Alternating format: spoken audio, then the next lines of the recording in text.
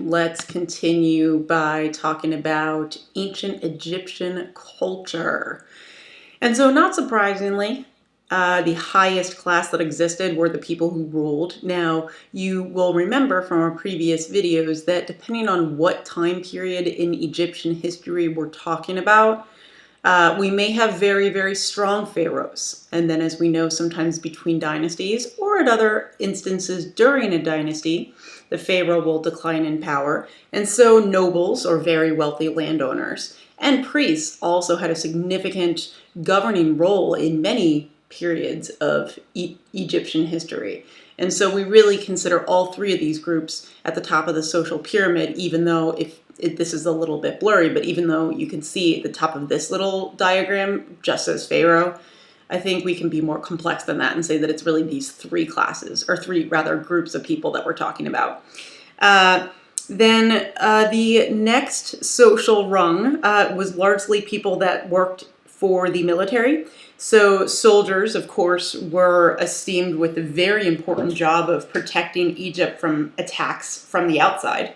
And they also occasionally oversaw lower classes in construction projects. So, for example, when the Great Pyramids of Giza were constructed, you could actually have soldiers there that were giving orders to the mostly slaves who were building it. Scribes are also really important, so they're included in this second category as well. And what scribes did, not surprisingly, was they wrote things, right? So they were really important for record keeping. They kept records of things like how much food was produced in a given season. If there was a war, they would keep track of military victories. And they also kept track of different things that happened in construction projects. So, for example, they would write down the number of workers who showed up that day, etc. One other thing I wanted to say about scribes is that most people in Egypt did not know how to write. So this is actually a really important specialized position. That's one reason also why scribes were revered in history and why they were paid fairly well. And one last thing, my notes do explicitly say here that scribes recorded military victories. So think about argumentation there. Did they write down military defeats? I'm actually not sure as to what the answer is to that question 100%. But when we think about the writing of history, we have to think, okay, how much can we truly take what we read completely at face value? Potentially, the Egyptians did not do as well in their military ventures, but they simply did not want to write about any pitfalls because that wouldn't make them look as impressive, right? Merchants are also very important, so they're really seen as the middle class of ancient Egypt. We also had artisans, so basically people who made things, craft workers, we could see them as, and also doctors. So all these people are making up the middle class. So craftsmen could be people like carpenters, pottery makers, jewelers, or metal workers. And what's interesting here is that Egyptian women actually had the ability to become craftsmen. So it's not something that's completely restricted to the male sex. Lower classes, they're mostly farmers, okay, or unskilled laborers. So, for example, the difference between an artisan and an unskilled laborer is that an unskilled laborer can just do something without any training, really. So think about it in present day as someone who works on an assembly line. They can learn what their job is super fast, and they're also really easily replaced. So that's why they're lower on the social ladder. Farmers are really, really important to society. So it's interesting, we could ask the question, why are they so low on the social ladder? Well, we sort of have already looked at this with the Neolithic Revolution, right? How adopting permanent agriculture actually creates more social stratification. So despite the fact that people literally, it was a matter of life and death, whether you had farmers and whether you had productive farmers, they're still not really treated well, right? So that's interesting to think about.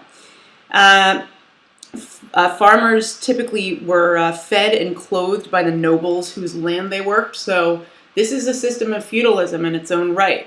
And only other lower class citizens, so the people who weren't farmers, like I said earlier, they work on construction projects. So they do things like dig irrigation ditches and, of course, erect some of the monuments and tombs that were designed pretty much only for the social elite. And then the lowest class, which isn't even actually written down in this pyramid, I don't know if that's intentional, they're the slaves. They're the lowest group, right? They're not seen as citizens. Most of them come from outside of Egypt, so a lot of times the slaves were prisoners of war. And some of them worked at nobles' homes. Others worked to do things like mining, which was incredibly dangerous. So that's one of the reasons why it's a job that's reserved to slaves. And of course, we probably all know that there are rumors that slaves built the pyramids, including that there are rumors that the Jews built the pyramids. Now, I'm not trying to make a religious argument here, but the only thing we need to think about with that is that archaeological evidence cannot completely confirm this. So this is a difficult claim to make with absolution. But based on what we know about the slaves and the way they were treated, it wouldn't be surprising that slaves did indeed construct the pyramids.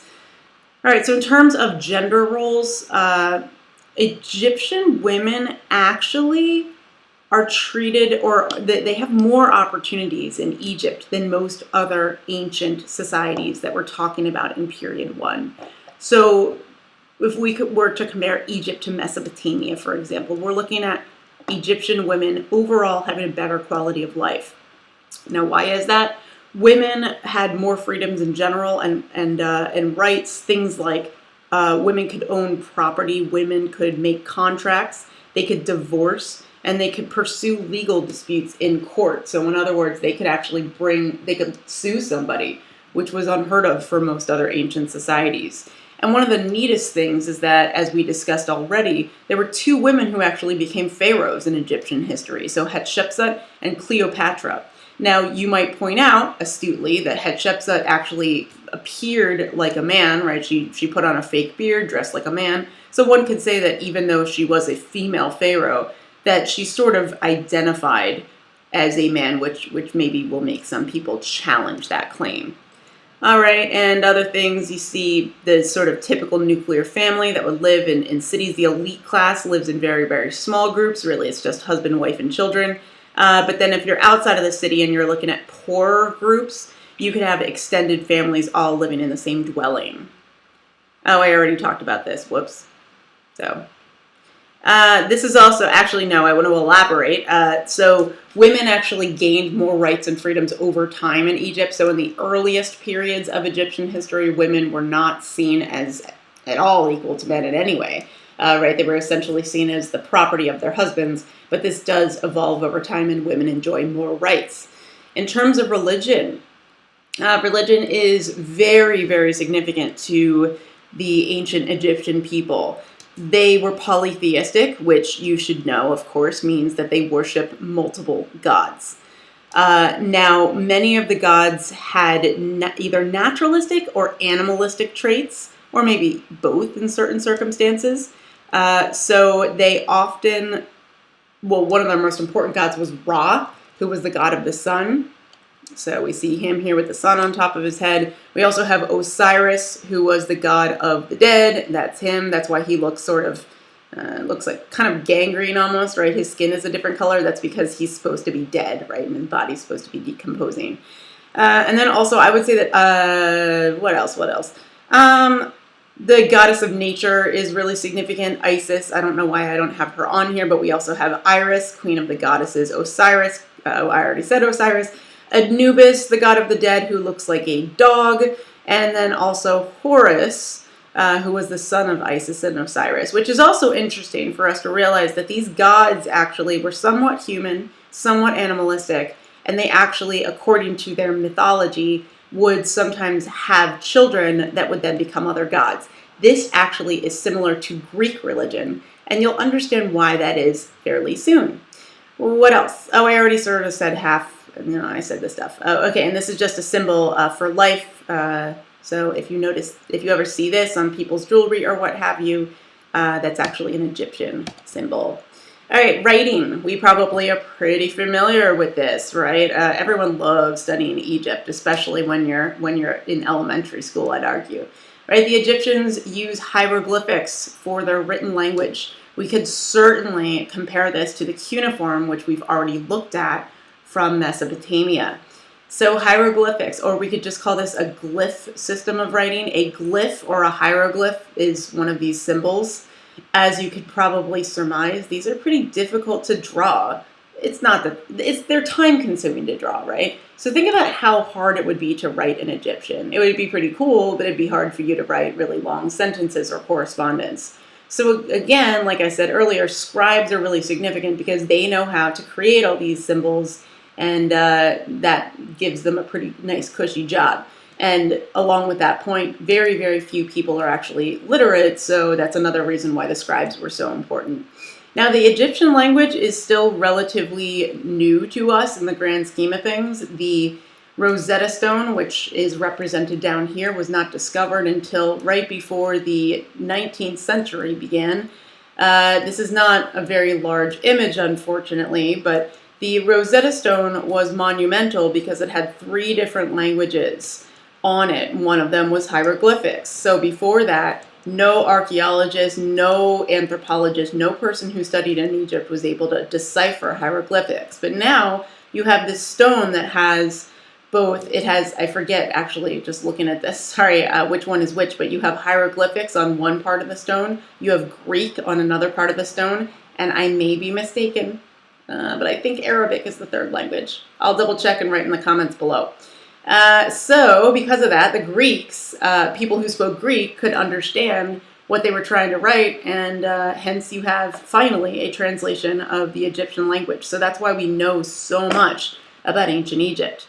And the Egyptians were really ahead of their time in terms of their scientific accomplishments and technology. They constructed pyramids and temples. They also proved Egyptian knowledge of engineering and math. They were able to build things with great accuracy because they used simple tools and surveying instruments. So, for example, they knew how to make things level, they knew how to weigh things accurately, and they certainly needed to have an understanding of geometry as well for them to essentially construct buildings that were different shapes that would also be structurally sound. In other words, they would not fall over. Egyptians also had a really impressive display of human labor. Think about how large the pyramids are, for example. All right, the Egyptians had to cut massive stone blocks in distant quarries. In other words, it wasn't like there was a huge collection of stone right in Giza where they could get materials from. The Egyptians actually would go to a quarry that could be hundreds of miles away from Giza, and they cut the stone out and then bring it up to Giza. And these were super heavy too. So this also shows us even their naval technology, because they most of the time transported these huge stone slabs by boat up the Nile River.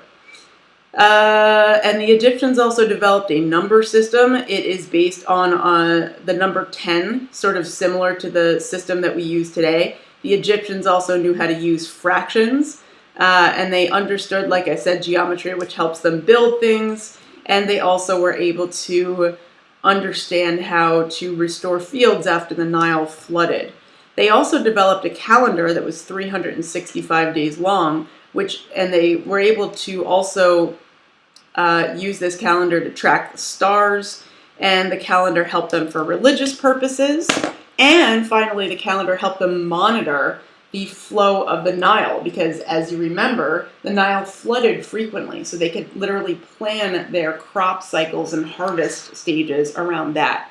Lastly, they had a fairly sophisticated understanding of medicine for their time. They mummified bodies, as you probably know, which gives Egyptians a lot of understanding about the human body, what they ate, how healthy they were, what their life expectancy was.